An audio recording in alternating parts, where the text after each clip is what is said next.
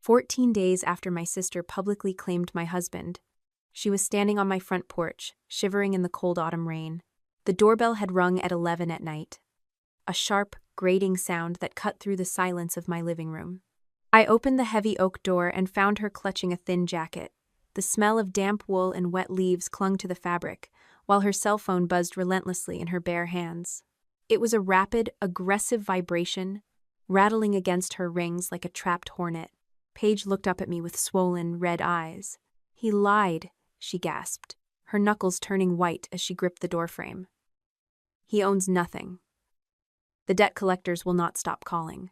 Someone just towed the SUV right out of the apartment parking lot." I stood perfectly still in the entryway of the house I had bought 3 years before I ever married Grant. At 38, as the sole founder and owner of Northline Design Group, my days were spent managing complex real estate staging and demanding clients. My name, Dana Mercer, usually meant order and control. But tonight, it just meant I was the woman looking at her cheating husband's mistress, who also happened to be her younger sibling. Tilting my head, I watched another collection agency flash across her cracked screen. Underneath the phone number, a caller ID displayed a corporate recovery agency. "So," I asked, letting the cold air settle between us, "are you enjoying everything he owns?" Paige let out a raw sob and tried to push past me into the warmth of the hallway. I shifted my weight, blocking her path entirely. "Dana, please," she begged, her voice cracking. "You have to help me. I am going to give you 3 rules," I told her, keeping my tone completely flat. "You will turn off the auto-delete function on your text messages. You will not call Grant, and you will not sign a single piece of paper without showing it to me first." My sister stopped crying for a fraction of a second, blinking in confusion. "Did you know?" I did not answer her right away. To understand why I stood there without a single tear in my eyes, we have to go back exactly 2 weeks.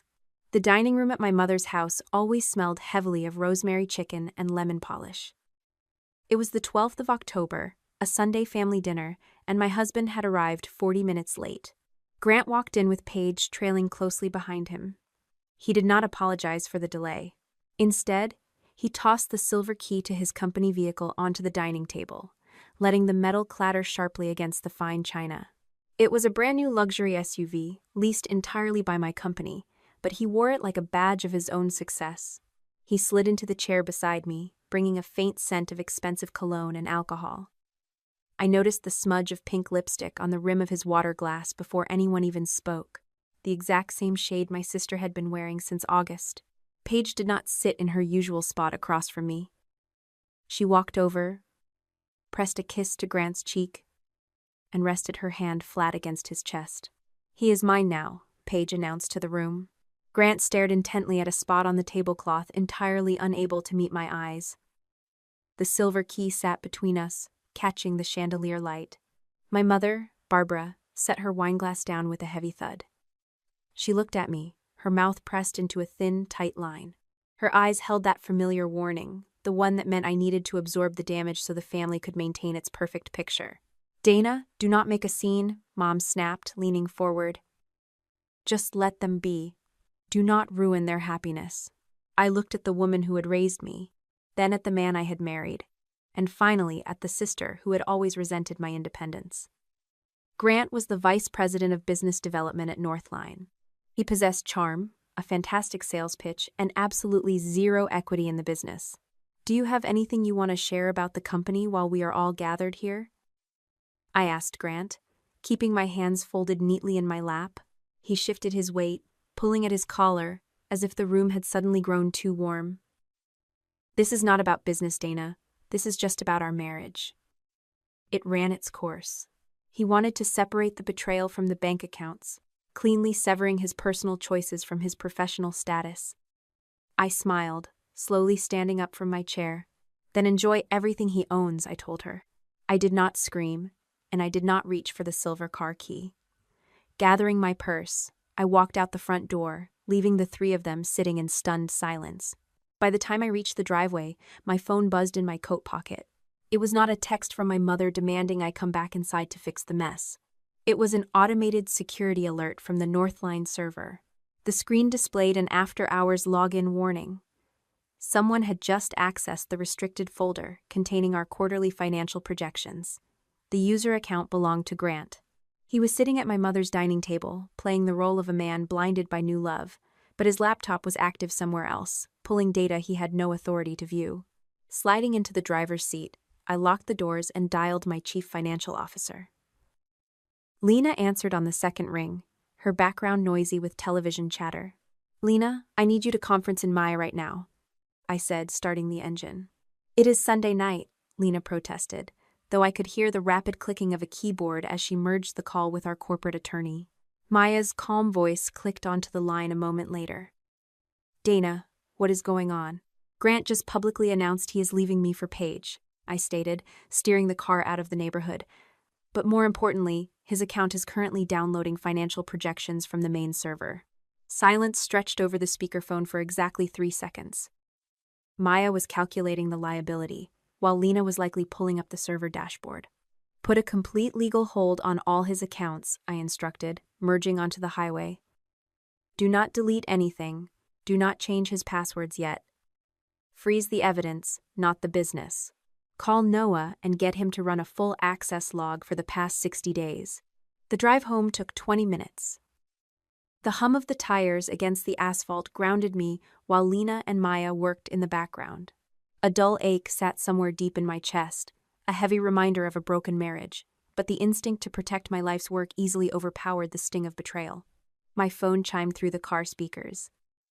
Noah, our external systems administrator, had joined the conference bridge. His voice sounded tight, lacking its usual casual rhythm, and he did not bother saying hello. "Dana," Noah said, pausing to take a sharp breath.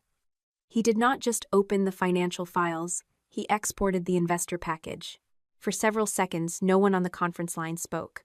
I kept both hands on the steering wheel and watched the highway lights streak across the windshield. My husband had just announced that he was leaving me for my sister. That should have been the only betrayal I was capable of processing. Instead, I was calculating exposure. "What exactly did he take?" I asked. Noah's keyboard clicked rapidly through the car speakers. "The current investor presentation, the quarterly projections, 2 archived due diligence folders, and a blank ownership certification template." A blank ownership certification template. The phrase lodged in my mind with more force than the sight of Paige kissing my husband's cheek. "Did he send anything outside the company?" Maya asked. "I cannot confirm that yet," Noah replied. "The export completed through his authorized Northline account. I can preserve the session logs and identify the destination only if the activity touched a system we control. If he copied the files to a private device, we will need to follow the proper forensic process." "Then do not speculate," Maya said. "Preserve what we have." I changed lanes and reduced my speed. The rain had thickened, smearing the red taillights ahead into long, distorted lines. "Grant knew I would receive an alert," I said. "He either stopped caring, or he believed I would be too distracted by the affair to notice." Lena released a quiet breath. "He has always believed personal conflict makes people careless." That was true. Grant considered emotion a weakness in everyone except himself. When a client became angry, he called them irrational. When an employee questioned him, he described them as insecure. When I challenged one of his projections, he accused me of being afraid to grow. He could turn any objection into evidence that the other person was unstable. Tonight, he expected me to become the furious wife. He wanted screaming, threats, and impulsive decisions he could later describe as retaliation. I glanced at my wedding ring resting against the steering wheel. For 6 years, I had worn it through contract negotiations, delayed flights, construction emergencies, and countless dinners where Grant accepted praise for work he had never completed. My mistake had not been trusting him once. My mistake had been continuing to protect the illusion after I saw how much he enjoyed it. My phone vibrated in the center console. A message from Paige appeared across the dashboard display. "Please do not punish Grant at work because our relationship changed." A second message arrived before I could dismiss the first. "Mom says you need time to calm down. We can discuss the house and company tomorrow." The house and company. Paige had been publicly attached to Grant for less than an hour, and she was already speaking as though my assets had become subjects for family negotiation. I took a screenshot of both messages and forwarded them to Maya. "Do not reply," Maya instructed. "Not tonight." I was not planning to. That answer surprised me with its honesty. In the past, I would have called Paige immediately. I would have explained the deed, the corporate structure, the prenuptial agreement, and every other fact she had been too arrogant to ask about. I would have tried to force her to understand before she hurt herself. But Paige had not come to me confused. She had come to dinner prepared to humiliate me. Whatever Grant had promised her, she had chosen to believe it because the fantasy allowed her to stand over me for once. I would not reward that choice by becoming her unpaid financial advisor. "Noah," I said, "preserve Grant's activity exactly as it exists. Do not open personal folders, do not search private accounts, and do not attempt to follow him outside Northline's systems. Understood? Lena, review every reimbursement, vendor payment, and business development expense he approved within his authorization threshold. Do not contact any outside party until Maya clears it. I will start with the last 6 months. Go back 12. A pause followed. "Dana," Lena said carefully, "that is going to take time." "I know. It would also cost money. A serious internal review could delay projects, consume reserves, and frighten clients who had no patience for uncertainty. The responsible choice was not the comfortable one. It rarely was." Another call flashed across the dashboard. "Mom." I declined it. She called again immediately. Then Grant's name appeared. I let that call ring until the screen went dark. My refusal to answer was not a game. I knew Grant well enough to understand what he wanted. He wanted to hear pain in my voice. He wanted confirmation that the affair had shattered my judgment. Most of all, he wanted to control the first conversation before I understood what he had taken. He would not get that advantage. Noah returned to the call after several minutes. "I have preserved the access records and created a protected snapshot of the export event. There is one more detail." "What is it?" The download was not random. He moved through the folders in a specific order. He opened the ownership materials first, then the investor projections, then the certification template. Maya's voice became quieter. "That sounds prepared." "It was," I said. The betrayal at the dinner table had been loud and theatrical. This was different. This had structure. Grant had not simply fallen in love with my sister and made a reckless decision. He had planned something. The entrance to my neighborhood appeared ahead. I turned beneath the stone archway as the rain tapped harder against the roof.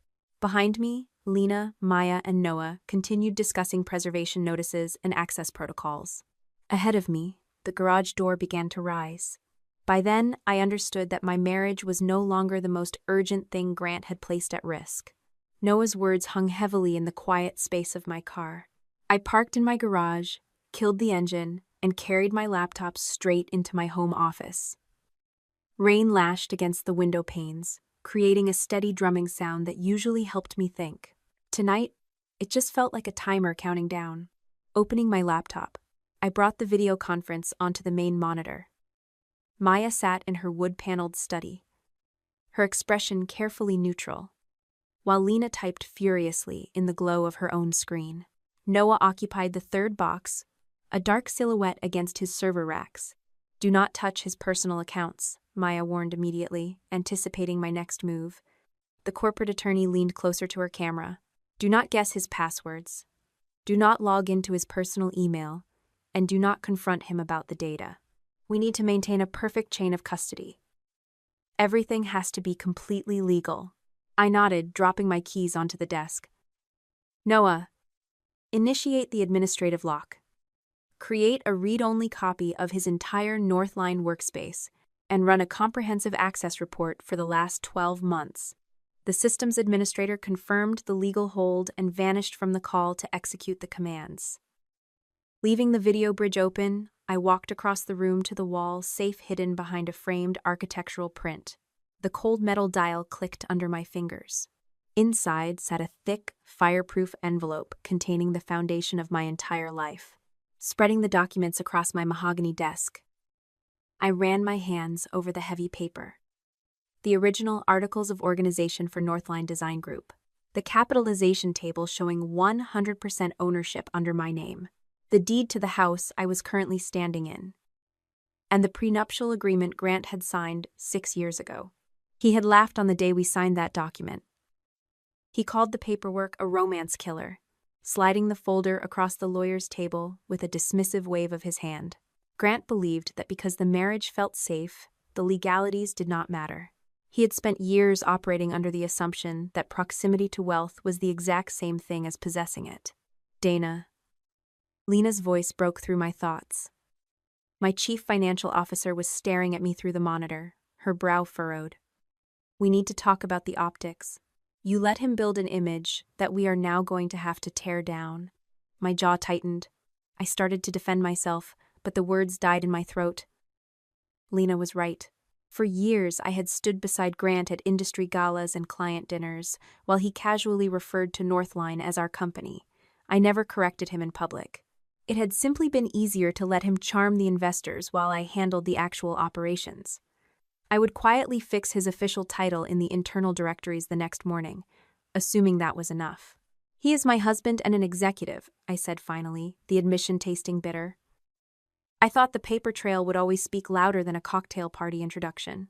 The ambiguity became a risk, Lena replied gently. And now he is downloading investor packages. We have to suspend him. I pulled a blank corporate letterhead from my drawer. Based on the irregular access logs and the severe data security risk, I drafted a formal notice of administrative leave with pay. This was standard procedure pending an internal investigation. I was not firing him for sleeping with my sister. I was removing him from the network for jeopardizing my company. Noah severed Grant's access at exactly midnight. 3 minutes later, my cell phone rang. Grant's name illuminated the screen. I answered on the second ring, putting the call on speaker so Maya and Lena could hear. You disabled my login, Grant said. His voice lacked the smooth, persuasive tone he usually deployed. He sounded breathless, angry, and entirely confident. You are using the IT department to throw a marital tantrum, Dana. Turn it back on. You are on paid administrative leave pending a security review, I told him, keeping my voice perfectly level. All communication regarding your employment must go through the Human Resources Director and our legal counsel. When you calm down, Paige and I will come by our house to gather my things, he countered, attempting to steer the conversation back to his familiar territory of emotional manipulation. I looked down at the documents spread across my desk. It is not your house. The silver car you drove tonight belongs to the company fleet, and Northline belongs entirely to me. You are an employee. That is what the paperwork says. You weigh. You weigh? That is what the paperwork says, Grant replied, letting out a sharp, condescending laugh. It is not what people believe. The market knows who really built that business. He ended the call before I could respond. The dial tone echoed in my quiet office, followed by a heavy silence from the video conference. Maya began typing a note about his threat, but Lena suddenly gasped. Dana, the CFO said, her eyes wide as she scrolled through a spreadsheet on her end. I just found a vendor reimbursement request Grant submitted last week.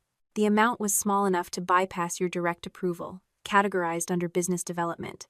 Who is the vendor? I asked, pulling up the financial portal on my own screen. A company called Mercer Growth Partners, Lena answered, reading the state registry data she had just pulled. They incorporated 4 months ago. My hands went completely still on the keyboard. 4 months ago. Long before the dinner. Long before the public betrayal. I opened the public filing record for the new entity, scanning down to the ownership section. The registered manager and majority member was not Grant. The name printed on the legal filing was Paige Lawson. My sister was not just a sudden mistake or a spontaneous affair. Her name had been sitting on a corporate entity tied to my husband since July. She had been integrated into his financial structure while coming over for Sunday dinners and borrowing my clothes. Before I could process the depth of that specific betrayal, Lena sent a file directly to my inbox. Open the original reimbursement receipt, Lena instructed, her voice dropping to a near whisper. Look at the memo line Grant typed at the bottom. I clicked the document. At the very bottom of the expense form, typed in small, unassuming letters, sat a justification for the transfer. It read, Northline Acquisition Preparation. Tuesday morning brought a different kind of exposure to the Northline executive suite. The smell of fresh espresso usually signaled the start of a productive day, but Lena bypassed the break room entirely. My chief financial officer walked into my office, ignored the leather guest chairs, and slid her phone across my glass desk. A social media post filled the bright screen. My sister smiled radiantly next to Grant in a completely unfurnished apartment. The caption read simply, "New beginnings." Through the window behind them, the Silver Company SUV sat parked in the damp asphalt lot. Resting on the kitchen counter in the foreground was a thick leather binder embossed with the Mercer Growth Partners logo.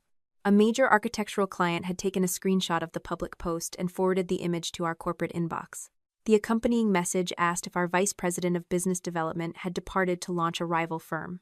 My jaw tightened as I studied the digital image.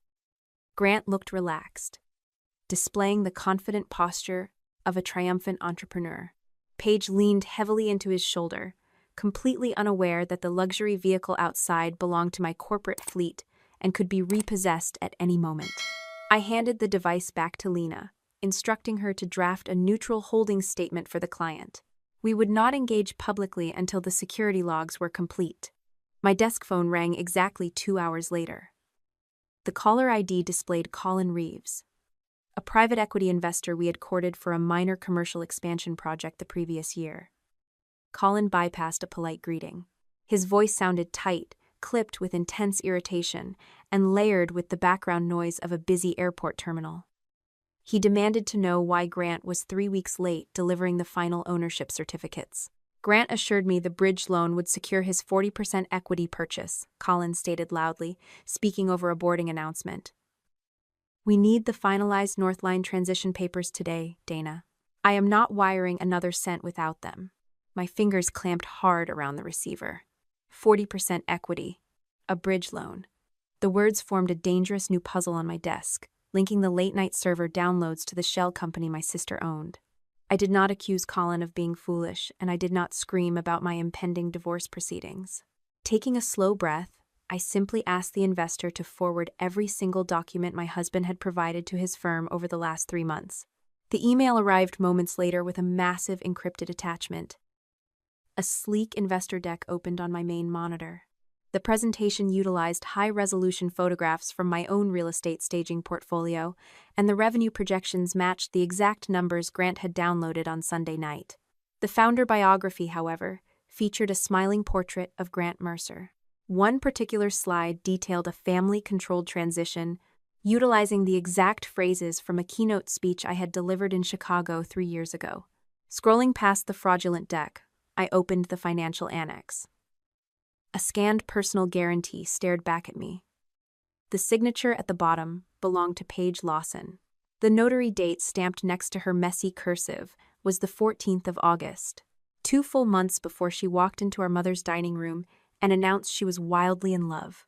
A cold, uncomfortable pressure settled behind my ribs. Grant had not chosen my sister in a sudden moment of passion or marital dissatisfaction.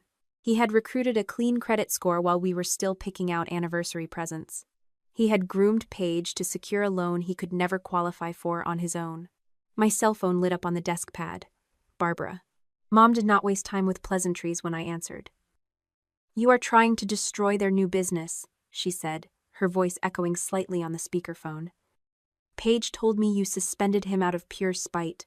I kept my eyes fixed on the August date glowing on the monitor. "Do you have any idea how much money Paige just personally guaranteed for a man with a failed startup history?" Grant said the signatures were just a formality. Mom let out an exasperated sigh, the sound carrying decades of practiced dismissal. "You have always been jealous of how easily people like her, Dana. Do not take it out on their company. Do not remove any paperwork from this house, and do not send Grant anything from my office," I replied, ending the call before she could formulate another defense. Lena watched me place the phone face down. The CFO crossed her arms, waiting for my next directive. "I thought his obsession with titles was just ego," I admitted to the empty air between us. "A bruised ego I could manage by letting him talk at dinners." "Intelligence does not make you immune to a con, Dana," Lena said quietly. "We need an independent forensic auditor, We need to trace exactly where Colin's money went. I agreed immediately, knowing the massive hourly rates would force us to pause our regional expansion plans entirely. The truth cost money, and I was willing to pay it to protect the foundation I had built. A new notification chimed from my inbox. Colin had sent a follow-up email containing a brief audio file pulled from his corporate voicemail system. I clicked play, letting the sound fill the quiet office. Grant's voice echoed through the speakers, smooth and heavily practiced. Do not worry about the delays, Colin. Paige's credit is the only clean thing left. Once Dana pays me out, none of this will matter. The cold autumn rain continued to pour behind Paige as she stood on my front porch. That grating vibration from her phone finally stopped, leaving a heavy, exhausted silence in its wake. 2 weeks had passed since the Sunday dinner, bringing us back to this miserable night on the 26th of October. Stepping back, I allowed my younger sister to cross the threshold. Water dripped from her thin jacket onto the hardwood floor. In the past, whenever Paige manufactured a crisis, I would immediately brew chamomile tea and start pulling fresh linens for the guest bedroom. Tonight, I walked into the kitchen and returned with a bare wooden tray. Setting it down on the entry console, I tapped the flat surface twice. Put your phone, your laptop, and every single collection letter you brought right there, I instructed. Paige wrapped her arms around herself, staring at the tray as if it were a trap. You are interrogating me. You are asking for my help, I corrected, keeping my voice completely neutral. If you do not want to be transparent, the door is still open behind you. Tears welled in her eyes, but she reached into her oversized tote bag. A damp stack of envelopes hit the wood, followed by a silver laptop and the cracked cell phone. The documents bore the letterheads of aggressive corporate recovery agencies. He left 2 days ago, Paige confessed, her voice barely a whisper. She stared at the floor. He said he needed to meet with investors in another city to finalize the transition. Then the apartment management called. The lease is entirely in the name of Mercer Growth Partners, and the first month was paid using a commercial bridge loan. When the loan went into default, they towed the SUV straight out of the parking lot. Northline had legally repossessed the vehicle because Grant was on administrative suspension, but I did not bother explaining corporate fleet policies. I picked up the top collection letter. You signed 2 personal guarantees and a business line of credit, I noted, scanning the fine print. He told me they were just formalities, Paige pleaded, stepping closer. Grant promised they would not even activate until Northline officially transferred the equity shares to his new firm. The first payment was apparently late before that family dinner. The mechanics of the fraud clicked into place perfectly. Grant had listed his own phone number and email as the primary contact on the loan application, keeping all the initial warnings completely hidden. Paige simply existed in the file as the guarantor. When my husband stopped answering and blocked the collection agencies, the lenders moved down the contact list, flooding her personal inbox and mailing address.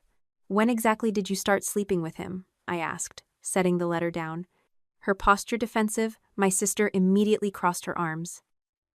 Dana, your marriage was completely dead long before I ever stepped into the picture. You never even looked at him when he talked. I asked you for a date, Paige, not an excuse. She swallowed hard, the defiance melting away under my stare. Late July. We met for drinks after he pitched a client. Late July. She had become his lover weeks before signing the financial guarantees in August. He had secured her loyalty, ensuring she would sign whatever documents he placed in front of her without question. Can I stay here tonight? She asked, glancing toward the hallway that led to the guest suites. Just until I figure out a plan. My hands curled slightly against the edge of the console table. This woman had actively brought my husband into this very house while I was traveling for business, or she had used her family access to wander through my home office. No, I told her, my voice remarkably steady. I will call an independent attorney to represent you tomorrow morning. You will pay his retainer yourself, and you will answer for whatever legal obligations you signed your name to. I will help stop Grant. That is not the same as rescuing you. Paige looked as though I had slapped her. A fresh wave of tears spilled down her cheeks, yet she slowly picked up her phone from the tray. Unlocking the screen, she opened her text messages and turned the device toward me. I agreed to let a lawyer supervise the data, she said, her voice shaking. But you need to see this now. Grant told me to delete a specific thread called ownership drafts yesterday. I kept it. She had preserved the evidence not out of suspicion, but because she wanted to hold on to his romantic promises. Scrolling past his demanding texts, my eyes caught a new notification at the top of her inbox. It was an unread email from Grant, sent only minutes ago. I pointed to the bold text. Open that. Paige tapped the screen. The message loaded instantly, revealing a subject line that made the temperature in the room feel significantly colder. It read, "If Dana fights, this is the story we tell." I took the phone from Paige, staring at the glowing screen. The subject line stared back at me, a blatant declaration of war. Below it sat a carefully typed draft statement, intended for public release if I ever took the fraud to court. Grant had written a complete revision of reality. The document claimed Mercer Growth Partners belonged entirely to my sister and stated that I had willingly provided the financial projections to help her secure capital. The man I married described himself merely as a supportive husband who facilitated introductions. Grant was not planning to leave me for her. My husband intended to pit us against each other, turning his wife and his mistress into co-conspirators while he played the innocent middleman. 2 digital files were attached to the bottom of the email. The first document contained the investment contract Colin had signed, which clearly listed Grant as the incoming equity owner. The second attachment told a completely different story. Labeled as a legal defense strategy, this version listed Paige as the sole proprietor of the shell company. More dangerously, it included a signed confirmation letter authorizing the use of Northline corporate data. A signature rested on the bottom line. The dark ink curved in the precise way I signed thousands of company checks. My hands suddenly felt very cold. Grant had forged my name. My teeth ground together so hard my jaw ached. The urge to forward the entire thread to every single client in Charlotte nearly overwhelmed me. Reaching for my own phone, I dialed Maya and read the draft statement aloud. Our corporate attorney stopped me before the sentence even finished. "You cannot blast this out, Dana," Maya warned, her voice cutting through the heavy silence of my office. Uncontrolled disclosure could permanently damage the investor relationships and compromise the chain of custody. We have to freeze his assets through the courts, and that means following procedure. Frustration burned in my throat, mainly because she was absolutely right. For the first time in my professional life, decisive action was not the immediate answer. A specific memory washed over me then. 3 years ago, at a massive charity gala, Grant had stood at a podium and introduced himself as the co-founder of Northline. The crowd applauded, and his charismatic speech directly secured a lucrative commercial contract. Sitting at the head table, I had chosen not to correct him. The financial benefits of his false image had served me perfectly well, right up until the moment that same illusion was weaponized against me. Paige leaned over the console table in the hallway, reading the draft over my shoulder. Her breath hitched in her throat. The reality of the typed words finally shattered the romantic fantasy she had desperately clung to, because the statement shifted the entirety of the legal liability directly onto her shoulders. "He's just panicking," my sister whispered, though her hands shook violently. "He cannot possibly mean to blame me." "Intelligence does not allow you to decide what you want to believe," I told her, pointing at the glowing screen. "The evidence is sitting right in front of you." Leaving Paige standing in the entryway, I returned to my computer and unmuted the conference line. Authorizing a comprehensive forensic audit meant accepting that the massive expense would effectively kill our regional expansion project for the year. Taking a deep breath, I handed direct reporting authority over to Lena. Removing my own absolute control ensured the auditors could work without any accusations of internal interference.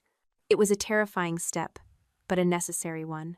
Late-night rain continued to beat against the windows while the security team cataloged the newly surrendered devices. At 2 a.m, my cell phone vibrated with an urgent text from Noah.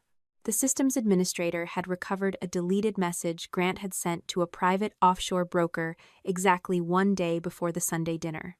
Opening the secure viewer, I read a single sentence that cemented the true timeline. "After the last transfer clears, let the sisters sort it out. because I will be gone before either one understands the exposure. Early November arrived with gray skies and a biting wind that rattled the bare oak branches outside my mother's colonial home. Barbara had set out a spread of warm lemon bread and spiced tea on her mahogany dining table, attempting to recreate the cozy atmosphere of a traditional family gathering as if nothing had shattered. I did not sit down. Standing beside the heavy velvet drapes, I looked at the woman who had spent decades teaching me that my only value lay in keeping the peace. "Tell me what you gave him, Mom," I said, my voice cutting through the quiet hum of the refrigerator. Barbara paused, a silver knife hovering over the cake. Her lips tightened into a defensive line, and her eyes flickered toward Paige, who sat rigidly near the corner of the room. "I only sent a few photographs of old office reports," Barbara muttered, her fingers trembling slightly against the handle of the knife. "Grant was terribly worried you were going to hide assets during the separation. A husband has a right to know what belongs to his household, Dana. He never owned a single square inch of that company," I replied, stepping closer to the table. "You handed over documents that allowed him to steal from investors." My mother reached for her phone, tapping the screen with a manicured nail to display a series of archived messages. A photograph appeared on the display, showing a corner of my private home office, taken while I was out of state on a business trip. Resting on the desk was a yellow sticky note containing a confidential project code and an investor email address. Another text from Grant showed him instructing her precisely to capture the page detailing revenue and ownership language. Beneath those instructions sat a message Barbara had sent back to him. "Dana always cleans up after Paige," the text read clearly. "She will pay whatever it takes before she lets the family name go through a public courtroom." The words felt like a physical blow, landing squarely behind my ribs. The betrayal ran far deeper than a cheating husband or a desperate sister.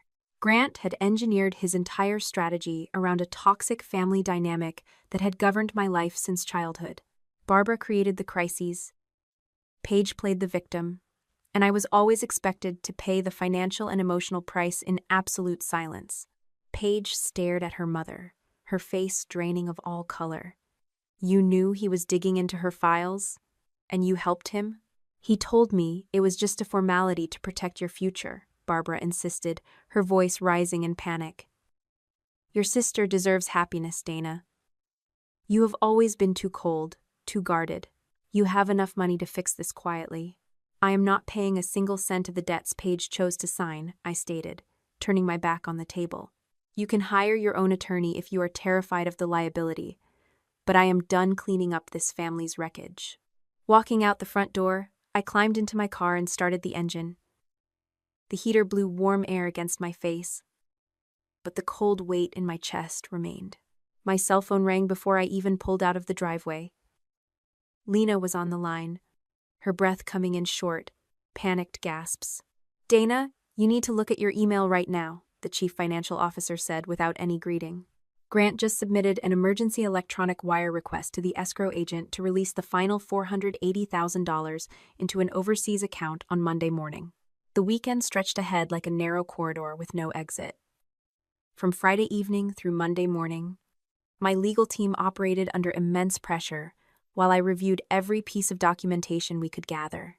Maya spent hours compiling our emergency petition, verifying each exhibit while Evelyn warned me strictly against mixing personal family grievances with corporate fraud. We could not call the escrow agent ourselves to issue a casual command. Every step had to follow strict legal protocol to avoid any claim of unlawful interference. Financial records confirmed that the $480,000 would release automatically once the escrow holder received the final owner consent verification, a DocuSign audit certificate, and a confirmation email from Northline. Grant had submitted an electronic packet displaying my name and digital signature image. Yet our forensic review exposed the trap. The audit certificate proved the document was routed through a lookalike domain with a web address nearly identical to our corporate server, while the device, internet protocol address, and hardware signature belonged directly to Grant. Colin Reeves confirmed he had never spoken directly with me to verify the authorization. A heavy knock on my home office door interrupted my review on Sunday afternoon. Paige stood in the doorway, clutching a sealed manila envelope. My sister dropped the envelope onto the corner of my desk. Grant sent this courier package to my apartment 10 minutes ago. He wants me to sign an affidavit before Monday morning, or he claims he will ensure every single debt lands entirely on my shoulders. I pulled the papers from the folder. The printed text demanded my sister swear under oath that she acted as the primary director of Mercer Growth Partners with my full awareness and consent. If I sign this, he says he will make the debt disappear, Paige whispered, her hands trembling as she looked down at the floor. And if you sign it, you may disappear under it with him, I replied, my voice chilling the air between us. Silence hung heavy in the room. Paige stared at the blank signature line for a long, agonizing moment before dropping her pen onto the wood. She refused to pick it up, yet she still had not told me her final decision. Maya called just as the sun dipped below the horizon, her tone urgent and sharp. We have everything ready for the judge's signature. The emergency petition includes your sworn affidavit, the forged DocuSign audit trail, the lookalike domain headers, and the flight itinerary indicating he intends to leave the jurisdiction. We file at first light. Monday morning arrived with a pale, watery sunlight that offered no warmth to the frosted grass outside my office windows. At 8 o'clock, Paige sat across from my corporate attorney in a small conference room downtown, reading through an independent statement while her own lawyer reviewed every clause. My sister did not look at her phone once during the entire hour. When she finally picked up a pen, she signed a comprehensive declaration detailing how Grant had systematically deceived her about the nature of the business and the guarantees. She also surrendered her personal laptop and phone to the technical forensic team, ensuring every chat log and email remained fully accessible for the court record. Opening her digital inbox on a secondary screen, Maya pulled up a final correspondence that my sister had previously overlooked. An email thread stamped from the previous month revealed a direct message sent by my husband to an overseas broker. The text instructed the recipient to handle the final wire transfer with absolute discretion. After the last transfer, let the sisters sort it out, the message read coldly. I will be out before either one understands the exposure. Another saved note in the draft folder labeled my sister simply as the guarantor, confirming that her role in his life carried a strict expiration date tied directly to the closing of the escrow account. Paige stared at the words on the screen for a long, silent moment. The romantic illusion fractured completely, leaving behind the stark reality that she had never been cherished or protected. She had merely served as a convenient credit score to fund a betrayal. Just after 9 o'clock, my cell phone chimed with an incoming call from Grant. I answered on speakerphone, keeping my voice entirely neutral while Maya recorded the exchange for legal documentation. Grant sounded smooth at first, slipping effortlessly into the comforting cadence he used when trying to soothe an upset client. He asked why I was making everything so difficult, claiming we could settle our personal matters privately if I just let the escrow transaction close without interference. When I remained silent, the pleasant facade dissolved instantly into a harsh snarl. He warned me that my stubbornness would destroy Northline forever, boasting that our mother would gladly testify on his behalf to prove I was a vindictive spouse trying to ruin him. When he demanded to know where Paige was hiding, my sister leaned toward the receiver and spoke directly into the microphone. "Where are you right now?" Paige asked, her voice steady and cold. Grant paused for a fraction of a second, attempting to recover his composure, before spinning another excuse about attending an urgent meeting with international investors. Yet the background audio leaking through his connection told a completely different story. The sharp announcements of a regional airport terminal echoed softly behind his voice, accompanied by the distinct hum of automated sliding doors and rolling luggage wheels. He was already at the transit hub, rushing to catch his one-way flight before the legal system locked his accounts. Paige did not engage in a shouting match or beg for explanations. Following precise instructions from her legal counsel, she disconnected the call and preserved the recent call log as formal evidence. By 10 o'clock, Maya presented our emergency motion before the civil court judge. The evidentiary packet left no room for debate, featuring the forged DocuSign audit certificate, the lookalike domain routing headers, the flight itinerary, and Paige's sworn statement detailing the pressure to sign the fraudulent affidavit. The presiding judge reviewed the exhibits and promptly issued a temporary restraining order specifically targeting the disputed escrow funds and the fraudulent corporate filings, while explicitly declining to freeze unrelated personal assets prematurely. The notification reached the escrow agent exactly 20 minutes before the $480,000 wire transfer was scheduled to execute. Colin Reeves received an official corporate notice from my office explaining that the proposed equity purchase was tied to unauthorized transactions and fraudulent documentation, protecting the investor's funds from disappearing into an offshore account.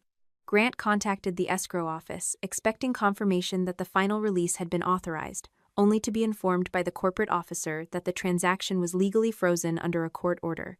Within minutes, my phone rang again. Grant was frantic, screaming through the speaker that my sister had completely ruined everything by refusing to cooperate. "No," I told him, looking out the glass window of my office at the quiet street below. "She finally understood you."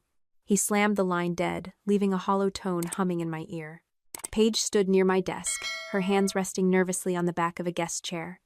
She looked small, stripped of the designer clothes and arrogant posture she had worn during the past few months. "I suppose you want me to thank you now," she murmured, her eyes fixed on the hardwood floor.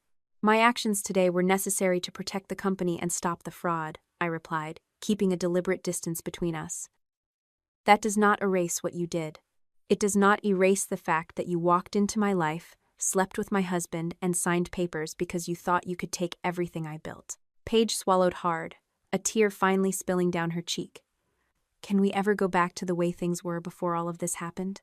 "Before was part of the problem," I told her quietly. "You need to leave now and let your attorney handle the rest of your obligations." She nodded once, grabbed her bag, and walked out of the office without another word. Silence settled over my workspace, heavy and profound. The immediate crisis was contained, but the screen on my desk soon lit up with a final, desperate threat sent directly from Grant's mobile number.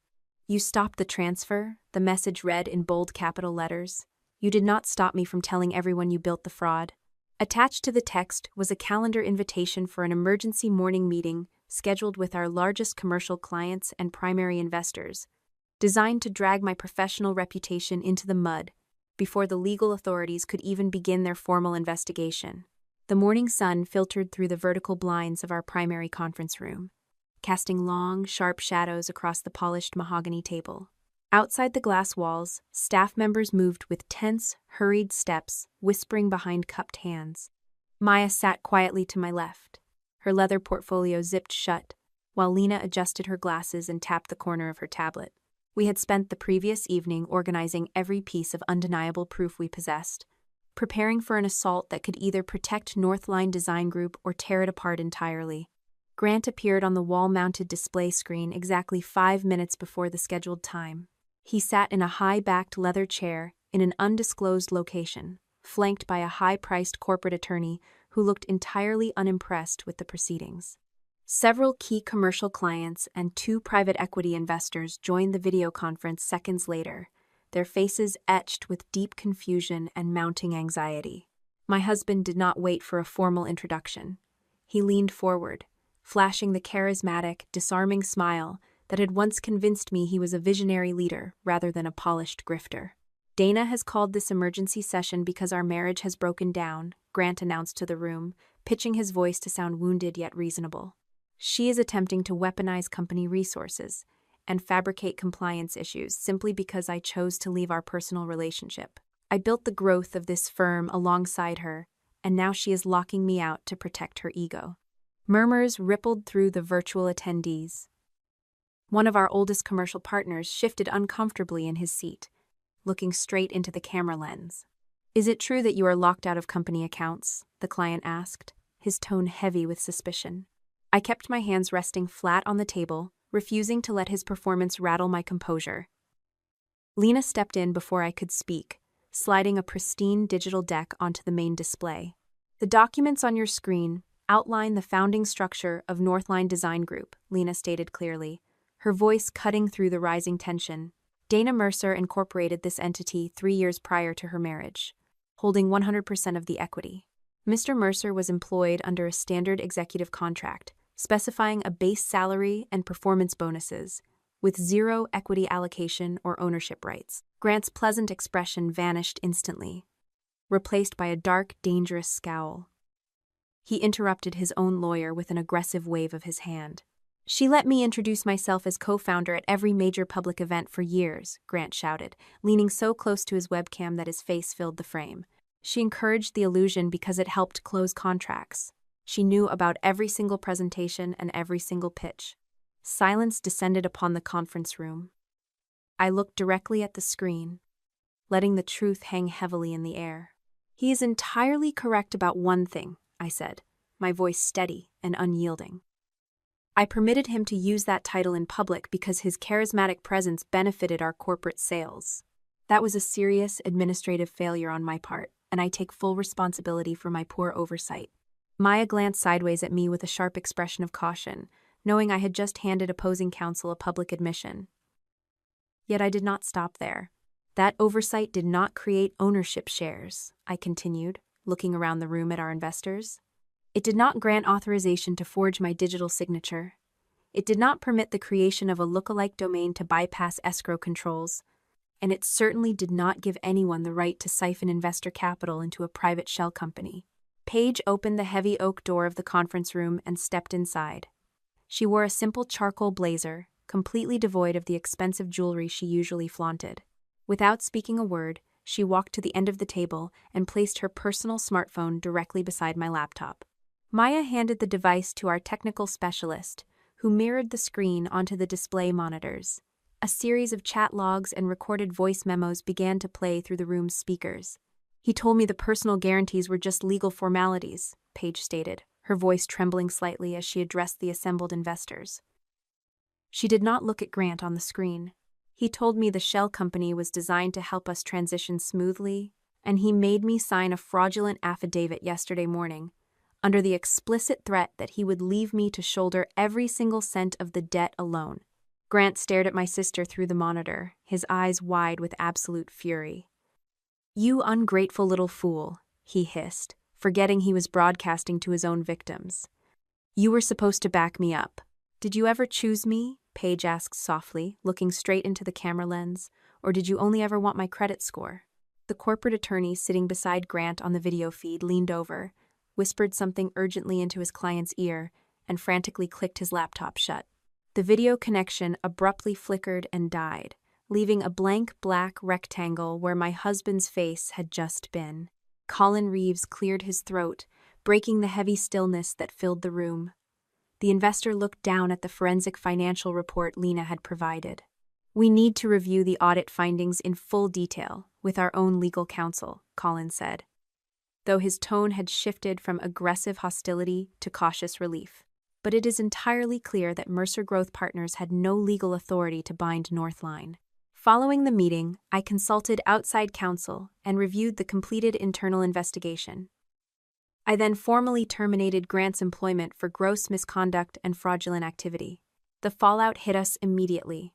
One of our regional clients paused their ongoing contract pending the outcome of the forensic audit, while Northline had to draw upon corporate reserve funds to cover the exorbitant expenses of the independent financial investigation.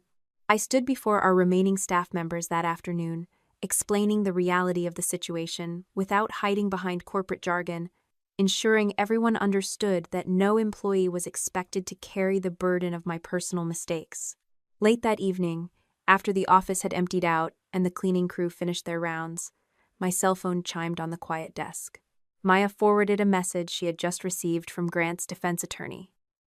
The opposing counsel was officially proposing a settlement agreement.